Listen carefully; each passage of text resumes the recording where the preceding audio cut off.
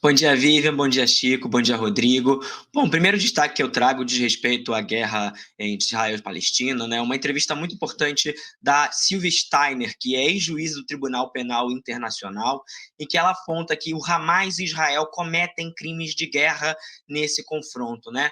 Para Sylvia Steiner, o governo de Israel não comete crime de genocídio, mas sim delitos de outro tipo, e que podem ser classificados, inclusive, como crimes de apartheid, juridicamente, crime de apartheid ao tentar expulsar a população palestina do território de Gaza. Então, uma entrevista muito interessante lá para o Chico Alves, lá no iclnoticias.com.br, em que ela faz um debate jurídico, né, que é um pouco diferente do que a gente também tem feito muito sobre isso, né, muitos comentários que a gente faz aqui, é uma questão mais política, apontando toda a complexidade da guerra, e a gente tem essa entrevista que tem uma análise jurídica, e juridicamente a Sylvia Steiner aponta que há crimes de guerra sendo cometidos pelo Estado de Israel e pelo Hamas. Então, recomendo muito essa entrevista, que a nossa audiência leia, que a nossa audiência compartilhe, porque realmente é um registro muito importante, uma análise muito importante.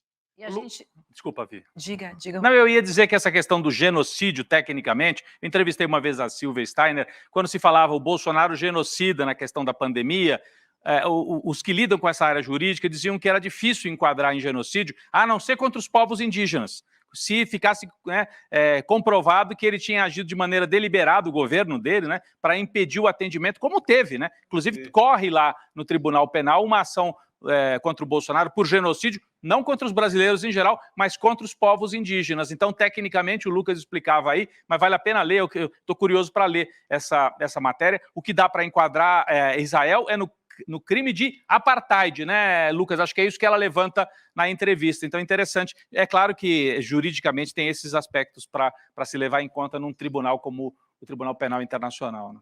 Uma discussão técnica interessante. Rodrigo. Voltando ao Bolsonaro, ele tem outro capítulo também que pode virar genocídio para a Corte Internacional, que é a experiência de Manaus.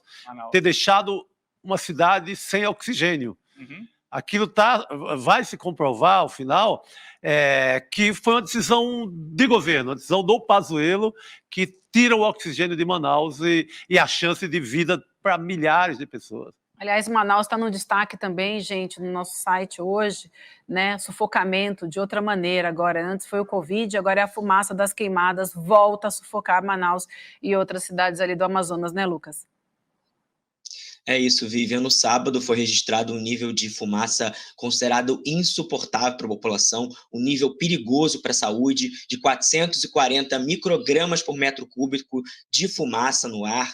É um nível muito alto, né? O nível que já é considerado ruim para a saúde é de 125, então você imagina, 440 microgramas por metro cúbico, realmente é um índice muito elevado, né? Mais um efeito aí dessas queimadas desastrosas que estão acontecendo na Amazônia. E só queria reforçar uma coisa, Rodrigo. Na verdade, a juíza Sylvia Steiner, ela reconhece que há crimes de guerra e crimes contra a humanidade. Ela reconhece as duas coisas. Sobre o genocídio especificamente, ela fala que ela vê como um crime de apartheid. Tem até um outro termo que ela também utiliza, de tentar expulsar uma população. Mas ela reconhece tanto crimes de guerra quanto crimes contra a humanidade, e lembra muito o debate que foi feito na CPI do genocídio, né? Que no relatório final, só entrou a questão do genocídio contra os povos indígenas, não entrou o genocídio geral, mas é só para fazer esse registro, né? Ela reconhece que há crime de guerra e crime contra a humanidade. Vamos lá, então, Lucas, o último destaque para você comentar com a gente é o GLO em portos e aeroportos, né? Como é que vai funcionar? A gente tem essa matéria explicando, mas a partir de hoje, então, 3,7 mil militares da Aeronáutica, Exército e Marinha passarão a atuar em ações de combate ao crime em 3 portos e 2 aeroportos dos estados do Rio de Janeiro e São Paulo, né, Lucas?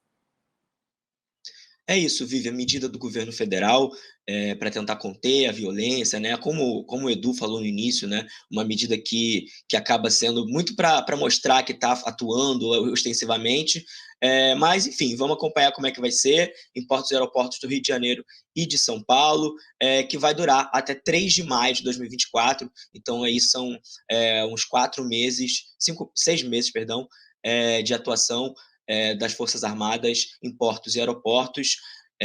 autorizada aí pelo presidente Lula, e uma coisa importante é que não vai ter atuação nas ruas, né? É uma atuação exclusiva para portos e aeroportos do Rio de Janeiro e de São Paulo. Tem mais detalhes lá no serienoticias.com.br. Muito bem, querido. Super obrigada, então.